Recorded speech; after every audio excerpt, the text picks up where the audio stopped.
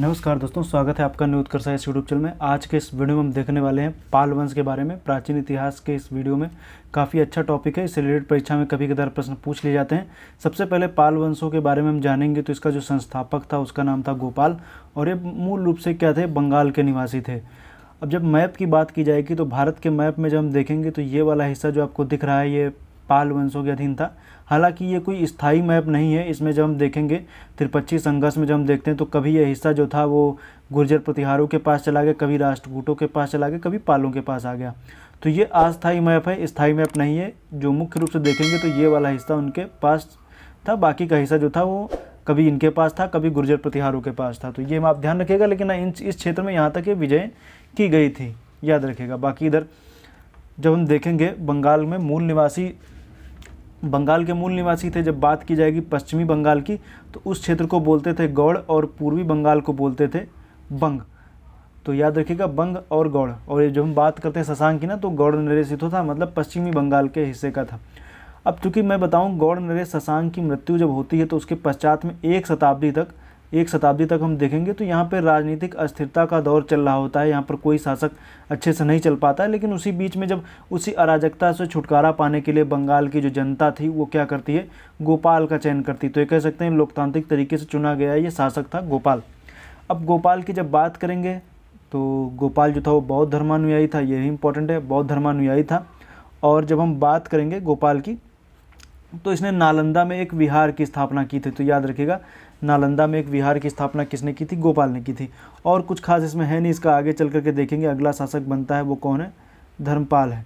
कौन बनता है, धर्मपाल बनता है। धर्मपाल की बात करेंगे तो इसने उत्तराधिकार में प्राप्त साम्राज्य को विशाल साम्राज्य में बदल दिया था। चूँकि मैं बात करेंगे तो गोपाल की, तो गोपाल का जो एरिया था वो काफ़ी छोटा था, लेकिन इसने क्या किया, काफ़ी बड़े साम्राज्य को इसने बनाया। तो इस वजह से कह सकते हैं कि विशाल साम्राज्य में बदलता, और कह सकते हैं कि ये प्रथम ऐसा शासक था जिसका काफ़ी बड़ा ऐसा क्षेत्र बन गया था पाल वंश का। इसकी उपाधियों की बात करेंगे तो परम भट्टारक, परमेश्वर, समकर मतलब उचित कर लगाने वाला, और विक्रमशील भी इसको बोलते हैं। अब हम बात करेंगे इसके काल में, चूँकि धर्मपाल जो है काफ़ी इंपॉर्टेंट है। इससे रिलेटेड घटनाएं मैं जो हुई हैं त्रिपक्षीय संघर्ष के हम इसमें नहीं बताएंगे कि त्रिपक्षीय संघर्ष में ये इसको ध्रुव ने पराजित किया कि गुर्जर प्रतिहारों ने पराजित किया, इनकी बात हम नहीं करेंगे, क्योंकि इनकी बात करने का भी कोई मतलब नहीं, क्योंकि त्रिपक्षीय संघर्ष में हम उसके बारे में बता ही दिए। मैप जो आप देख रहे हैं इसमें आप देख ही रहे हैं कि जो कौन कौन से एरिया में किसका किसका शासन चल रहा है। तो आप देखें तो ये वाले हिस्से में गुर्जर प्रतिहार है, यहाँ पर राष्ट्रकूट हैं, यहाँ पे पल्लव हैं, और यहाँ पर जब हम देखेंगे तो चेर हैं, यहाँ पे पांडे हैं, और इस जगह चोल हैं। तो ये वाला दक्षिण भारत में इनका हम जिक्र करेंगे। बाकी राष्ट्रकूट और प्रतिहार को मैंने बता ही दिया था जब हम त्रिपक्षीय संघर्ष की बात कर रहे थे, तो उसमें हम चर्चा करेंगे नहीं। बाकी जब हम देखेंगे तो गुजराती कवि सोड्डल हैं। गुजराती कवि कौन है, सोड्डल हैं। उन्होंने उदय सुंदरी कथा में धर्मपाल को उत्तरापद स्वामी बोला है। तो ये उत्तरापद स्वामी किसको बोला गया है, धर्मपाल को बोला गया है। किसमें, गुजराती कवि सोड्डल की रचना है उदय सुंदरी में, उसमें इन्होंने बोला है। बाकी इनके जब बात की जाएगी धर्मपाल की तो इनके दरबार में हम देखेंगे तो हरिभद्र नाम का एक बौद्ध निवासी रहता है। ये इंपॉर्टेंट नहीं है लेकिन आप याद रख सकते हैं। इसने रचना की थी अष्ट सहस्त्रिका प्रज्ञापारमिता, कोई मतलब नहीं, आप याद मत रखिएगा, लेकिन इतना याद है हरिभद्र कोई था जो इनके यहाँ पे निवास करता था। तो जब हम आगे धर्मपाल की बात करेंगे तो हमें देखने को मिलेगा, आगे जब हम बात करेंगे धर्मपाल की तो हमें देखने को मिलेगा कि धर्मपाल ने क्या किया था। पहली बात तो याद रखिए, बौद्ध धर्मानुयायी था। कैसा था, बौद्ध धर्मानुयायी था, ये इंपॉर्टेंट है कि बौद्ध धर्मानुयायी था। बाकी जब हम आगे देखेंगे तो इसने क्या किया था, विक्रमशिला विश्वविद्यालय की स्थापना की थी, ये इंपॉर्टेंट है। कहाँ किया था, भागलपुर में। ओदंतपुरी महाविद्यालय की रचना की थी, महाविहार की रचना कह सकते हैं स्थापना किया था, कहाँ पे, नालंदा में ही। तो ओदंतपुरी महाविहार और विक्रमशिला विश्वविद्यालय की स्थापना इसने की थी। धर्मपाल ने नालंदा महाविहार का क्या किया था, पुनरुद्धार किया था, क्योंकि अभी मैंने पिछली स्लाइड में देखा था निर्माण जो था नालंदा महाविहार का इसने क्या किया था, गोपाल ने जो था वो निर्माण किया था, स्थापना की थी। और बाकी जब मैंने देखा तो उसका पुनरुद्धार कौन कराता है, आगे धर्मपाल कराता है। और कह सकते हैं त्रिपक्षीय संघर्ष में हिस्सा लेने वाला यह पहला पालवंशी शासक था। ये कौन था, पहला पालवंशी शासक था जिसने त्रिपक्षीय संघर्ष में भाग लिया था।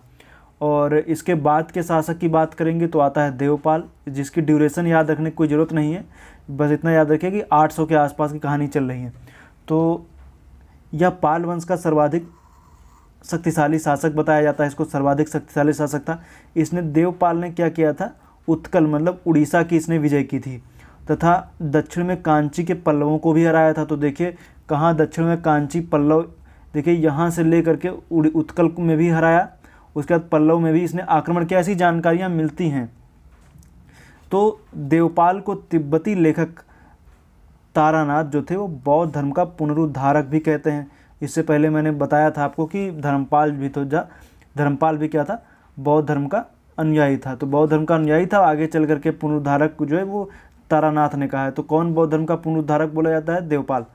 अब देवपाल ने जावा के शैलेंद्र वंशी शासक हैं बालपुत्र देव के अनुरोध पर नालंदा में बौद्ध विहार बनाने हेतु राजगिरी में 5 गांव दान दिए थे। तो ये भी इंपॉर्टेंट है, 5 गांव दान दिए। कितने गांव दान दिए, 5 गांव। ये इंपॉर्टेंट नहीं है, इससे ये पता चलता है कि दक्षिण पूर्वी एशिया से पाल के व्यापारिक संबंध थे।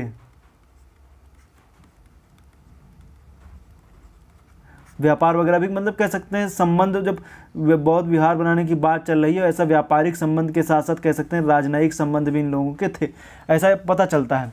बाकी जब हम देखेंगे तो विग्रहपाल प्रथम आता है। तो विग्रहपाल प्रथम जो है इसको ज़्यादा जो थी वो राजनीति में या कहें कि शासन प्रशासन संभालने में ज़्यादा रुचि थी नहीं, यज्ञ अनुष्ठान में अधिक रुचि लेता था, इसलिए अपने पुत्र नारायण पाल के पक्ष में सिंहासन त्याग दिया। और नारायण पाल के बाद आया गोपाल सेकंड, फिर विग्रहपाल सेकंड, कोई इम्पोर्टेंट नहीं है। इसके बाद आता है महिपाल फर्स्ट। इसे पाल वंश का दूसरा संस्थापक कहा जाता है और इसने जो था महिपाल को चोल वंशी शासक राजेंद्र चोल ने पराजित किया था। और राजेंद्र चोल, क्योंकि राजेंद्र चोल जो चोल वंशी शासक है इसको उत्तर भारत में विजय करनी थी और गंगा नदी में आसपास के क्षेत्रों को विजित करने का इसका लक्ष्य था, इसलिए इसने जब राजेंद्र चोल ने जब पराजित किया महिपाल को तो इसने क्या किया, गंगा कोंड की उपाधि धारण की थी राजेंद्र। ये में आगे हम आपको चोल में बताएंगे। तो राजेंद्र चोल ने पराजित किया था किसको, महिपाल को। अब इसमें एक कहानी आपको थोड़ा सा और जाननी है, क्योंकि अभी हम जब इसके आगे जब हम बात करेंगे सेन वंश की तो उसमें भी आएगा।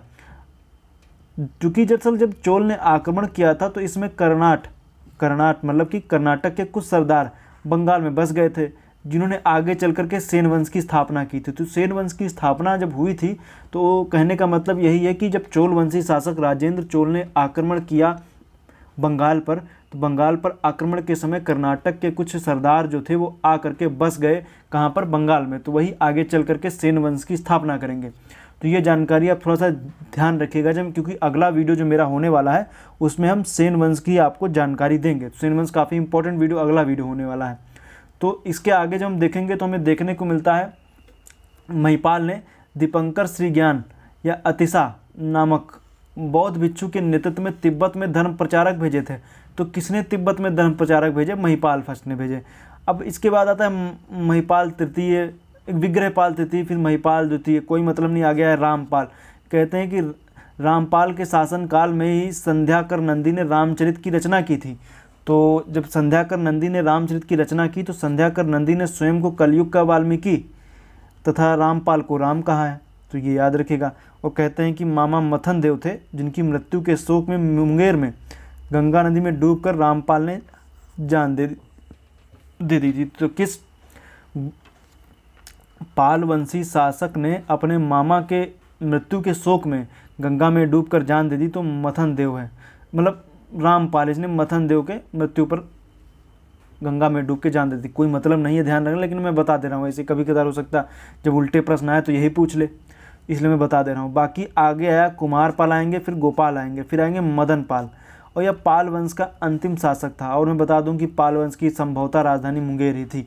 तो जो आज का वीडियो है जिसमें हमने बात किया है, आपको बता दूं तो मैंने बात किया है किसकी, मैंने बात किया है पाल वंश की। पाल वंश के बाद जब हम बात करेंगे तो सेन वंश की बात करेंगे। सेन वंश की बात में हम बता दें कि आपको हम नेक्स्ट जो सेन वंशी शासकों के बारे में चर्चा करेंगे तो उनका जो क्षेत्र होगा ये वाला होगा। कहने का मतलब ये कि उनका भी बंगाल ही होगा। उसके बाद में उसी वीडियो में हम पूर्वी गंग के शासक मतलब उड़ीसा के शासकों की भी हम आपको चर्चा कर ही देंगे। उड़ीसा के जो शासक रहे होंगे उनकी हम चर्चा आपको कर देंगे कि उड़ीसा के गंगवंशी शासक कौन कौन से थे, सोमवंशी शासक, तो उनकी चर्चा भी करेंगे। तो वो भी काफ़ी इंपॉर्टेंट जो नेक्स्ट वीडियो आएगा इन्हीं के ऊपर होगा। और जैसे ही ये जो सेन वंश ख़त्म होगा, सेन वंश नेक्स्ट वीडियो के बाद फिर हम राजपूत पे आएंगे। राजपूत वंशों में जब हम बात करेंगे तो हम देखेंगे गुर्जर प्रतिहारों के बारे में, फिर उसके बाद हम बात करेंगे गुर्जर प्रतिहारों के बारे में, और भी बात होगी चालुक्य के बारे में, चौहान के बारे में और परमार के बारे में। इन सब की बात हम आपके आगे करके बताएंगे।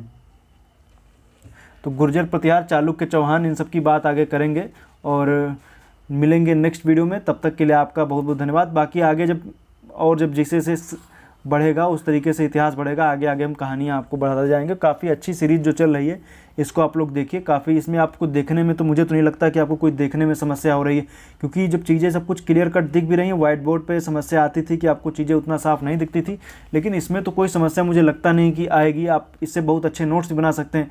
जब मैं लिख रहा हूँ तो आप भी इसी तरीके से लिख करके अपने नोट्स वगैरह बनाइए, और काफ़ी अच्छा सेक्शन है। बाकी आप इसको नोट कर लीजिए, आपको काफ़ी फ़ायदेमंद रहेगा। तो फिलहाल उम्मीद करता हूँ ये वीडियो आपको अच्छा लगा है। वीडियो अच्छा लगा तो अपने मित्रों के साथ शेयर जरूर कीजिए। कल के वीडियो में हम बता दें कि बात करेंगे सेन वंश की। सेन वंश काफ़ी अच्छा वीडियो होने वाला है। तो आज के लिए इतना ही। उम्मीद करता हूँ वीडियो आपको अच्छा लगा। अपने मित्रों के साथ शेयर जरूर कीजिए। वीडियो देखने के लिए पुनः एक बार आपका बहुत बहुत धन्यवाद।